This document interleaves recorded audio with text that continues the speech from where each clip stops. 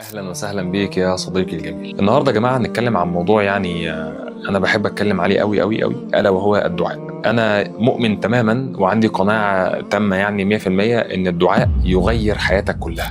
أوتيت سؤلك يا فتى ولتحتفل بعد العانى، اليوم صرت كما تشاء وختمت سعيك بالعلا، اكتب بدمعك فرحة ها قد وصلت إلى هنا. حققت حلمك ها هنا، هذا نجاحك قد ظهر في آخر النفق غدا، ما بين كفيك القمر، لك قصة أكملتها والله يجزي من صبر، لا تكتفي مهما جرى واسعى لكي يبقى الأثر. طيب المهم ان النبي صلى الله عليه وسلم اشتكى الى ربه فقال اللهم اليك اشكو ضعف قوتي وقله حيلتي. والانكسار لله ده يا جماعه حاجه جميله. انت ممكن تبقى مطلوب من حضرتك تبقى عزيز النفس في الشارع وانت بتتعامل، لكن اول ما تتكلم مع ربنا انكسر. اوعى تتكلم مع ربنا وانت عامل كده. مش قصدي يعني اللي انت ما تدعيش وانت عامل فارد ظهرك، قصدي دايما وانت بتدعي ربنا انكسر وقول كلمات تدل ان انت منكسر، وقول كلمات تدل ان انت ضعيف، وقول ده كلمات تدل ان انت مش قادر. انت وانت بتتكلم معايا لما بتيجي تقول لي يا استاذنا انا مش قادر، انا بمل. لما بتروح تقول لبابا انا مش قادر انا جبت اخري، بابا بيمل.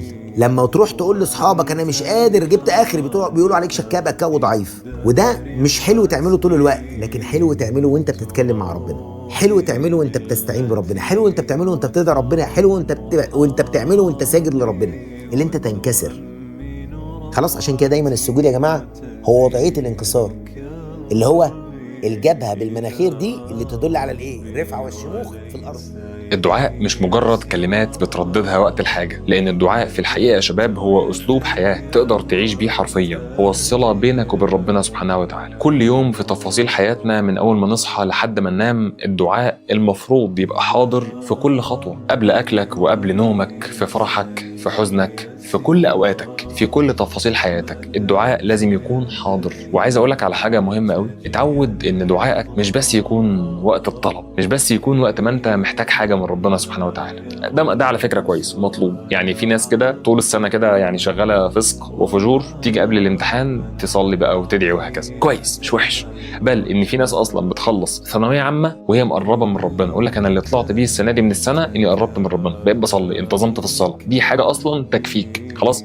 ولكن عاوزك تتعود على حاجه تانية، ان الدعاء ممكن يبقى ثناء وشكر، لان انت في غفله عن آلاف النعم اللي انت عايش فيها. بسم الله الرحمن الرحيم، وان تعدوا نعمه الله لا تحصوها ابدا. عايز اقول لك واحنا بنصور المحاضره بتاع النهارده، احنا النهارده مخلصين تصوير المحاضره 7 صباحا، احنا كنا المفروض نخلص التصوير على 1 2 بجد ماكسيموم. جينا بنصور البي سي بتاع الشاشه عطل، حصلت مشكله. فوالله فكرت كده في حاجه، اللي هو طب وانا داخل كده الاستوديو داخل اصور، هل شكرت ربنا سبحانه وتعالى وحمدت ربنا ان البي سي شغال، وان الاضاءه موجوده، وان الاستوديو اصلا موجود، وان محمد اصلا موجود، وان الشغل اصلا موجود، وان الناس اللي بتساعدني اصلا موجودين؟ انت واخد بالك التفاصيل بتاعه الشغل؟ طب انا حسيت امتى بالنعم؟ لما فقدتها. ففكر كويس جدا جدا جدا في كل اللي حواليك، ده يخليك ما تزعلش ابدا، ولا تيأس ولا تقنط من اي حاجه حواليك، لان مهما يحصل لك مشاكل برضو انت في الاف النعم. خلاص، الواحد فينا لما يبدا يومه بالصلاه والاذكار وتحمد ربنا سبحانه وتعالى وتشكر ربنا على النعمه اللي انت بتعيش فيها، بتحس كده يومك هادي ونفسيتك متزنه وروحك كده في السماء طايره مش مع الناس تحت.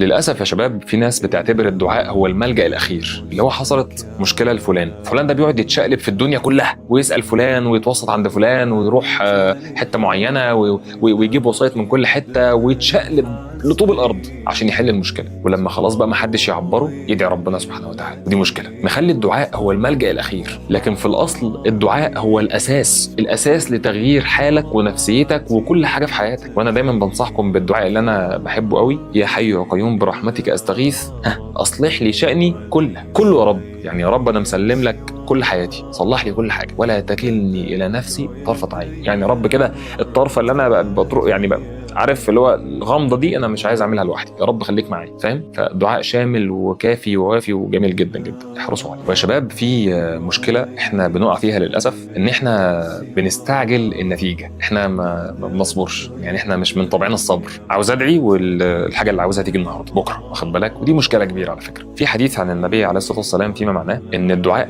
اللي انت بتدعيه ممكن تشوف النتيجه بتاعته على طول في الدنيا، او يدفع عنك بلاء كان نازل عليك بلاء، الدعاء بتاعك هيدفعه هيحوشه عنك، او يبقى ليك ليوم القيامه حسنات لا حصر لها بدعائك. فانت كده كده مش خسران حاجه، ما تدعي، واخد بالك؟ بسم الله الرحمن الرحيم. واذا سالك عبادي عني فاني قريب أجيب دعوة الداعي إذا دعاني فليستجيبوا لي وليؤمنوا بي لعلهم يرشدون. فالدعاء يعني سفينة نجاة بجد. مشكلة تانية يا شباب إن في ناس مفكرة إن الدعاء بيغنيك عن الاجتهاد والعمل، والحقيقة إن ده غلط تماما. يعني الدعاء هو دعم روحي ونفسي وعقلي في كل الظروف، أنت بتسلم أمرك كله لربنا سبحانه وتعالى، ويقينا بإذن الله هتشوف أثر الدعاء في حياتك. الخلاصة ما تبطلش أبدا تدعي، واعرف إن دعائك هو كده كده إن شاء الله هتشوف أثره. اوعى تستعجل النتائج، وكمان لازم تبص حواليك على كم النعم اللي انت عايش فيها عشان دايما تحمد ربنا وتشكره، وما يبقاش دعائك دايما طلب بس، لا خلي دعائك طلب عادي وكمان ثناء وشكر لربنا سبحانه وتعالى على كم النعم اللي هو مديها لك. ربنا يا رب يا شباب يوفقكم